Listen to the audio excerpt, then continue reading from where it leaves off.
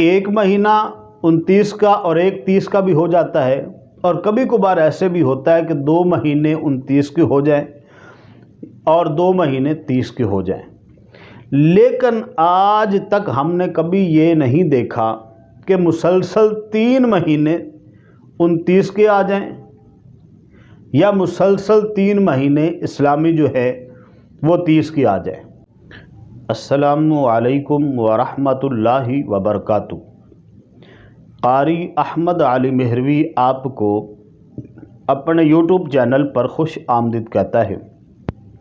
मोहतरम नाज़रीन, रमज़ानुल मुबारक 2023 पाकिस्तान में रोज़े कितने बनेंगे, 29 या 30?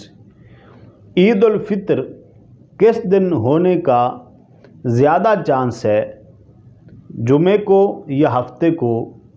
ये हर एक दिमाग में सवाल चल रहा है और जवाब तलाश करने की कोशिश में है कि ईद किस दिन होगी और रोज़े कितने होंगे। तो इस सवाल का जवाब इंशाअल्लाह ताला इस वीडियो में मौजूद है और इस परेशानी का हल इस वीडियो में मौजूद है, जो मैं ईद उल फितर के हवाले से डेट बताऊंगा, दिन बताऊंगा, इंशाअल्लाह ताला वो 90% दुरुस्त होगा। तो इस बार पाकिस्तान में रोज़े 30 होंगे और ईद उल फितर हफ्ते को होगी। अब हतमी जो ऐलान है वो आप जानते हैं रोयत हलाल कमेटी करेगी, लेकिन हमारा जो तजर्बा है, जो ज़िंदगी का निचोड़ है, वो यही कहता है कि रोज़े 30 होंगे। वो कैसे? हमने हमेशा यही देखा है कि इस्लामी महीना 29 दिनों का होता है या 30 दिनों का होता है। कभी एक महीना 29 का और एक 30 का भी हो जाता है, और कभी कभार ऐसे भी होता है कि 2 महीने 29 के हो जाएं और 2 महीने 30 के हो जाएं।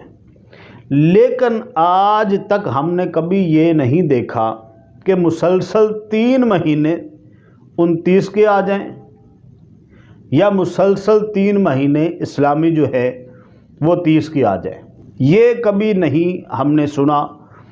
2 आते रहे हैं मुसलसल इस्लामी महीने 29 के, और 2 30 के भी आते रहे हैं, लेकिन 3 हमने कभी नहीं सुने।